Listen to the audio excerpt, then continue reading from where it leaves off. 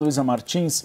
Luísa, o ministro Luiz Fux é o único entre os 5 integrantes da primeira turma da Corte que ainda não votou sobre a imposição de medidas cautelares contra o ex-presidente Jair Bolsonaro. Eu gostaria que você explicasse para a gente por que o posicionamento de Fux é tão importante. Claro, não vai mudar o julgamento. Já formou maioria, a gente deu breaking news, inclusive contigo, na semana passada. Mas é um dos únicos que não sofreu sanções dos Estados Unidos, que tem sido comemorado pela direita com uma possibilidade de ser uma voz divergente a Alexandre de Moraes, in Fux we trust, rememorando uma frase lá da Operação Vaza Jato. Conta pra gente como tem sido a imagem de Luiz Fux diante desse momento. Oi, Uribe, boa tarde para você, para a Tainá, todos que estão conosco hoje aqui no Bastidores, uma boa semana para todo mundo.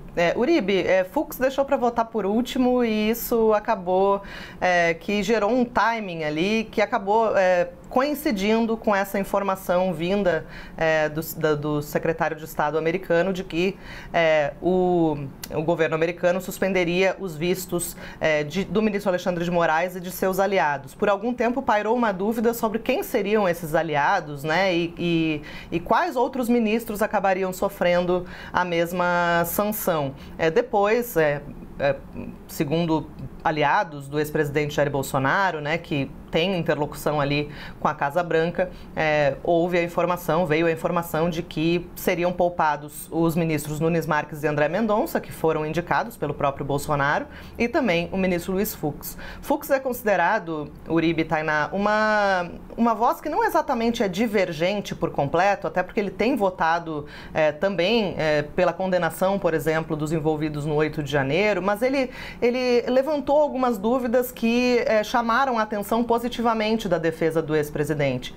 Foi Fux que levantou a questão, por exemplo, de o delator Mauro Cid, tenente-coronel e ex-ajudante de ordens de Bolsonaro, ter dado muitas versões diferentes ao longo da investigação. E no caso da Débora, a cabeleireira, né, que se tornou aí um símbolo do pedido de anistia, aí, dessa luta por anistia por parte do bolsonarismo, Fux votou por uma pena consideravelmente menor em relação aos demais ministros. Então ele diverge, mas ao mesmo tempo ele tem ali, pode ser considerado talvez uma nova ponte, né, talvez entre o bolsonarismo e o Supremo Tribunal Federal, na medida que, em certa medida, ele dá alguma razão para as defesas, né, em relação aos supostos exageros que têm sido cometidos pelo Supremo Tribunal Federal.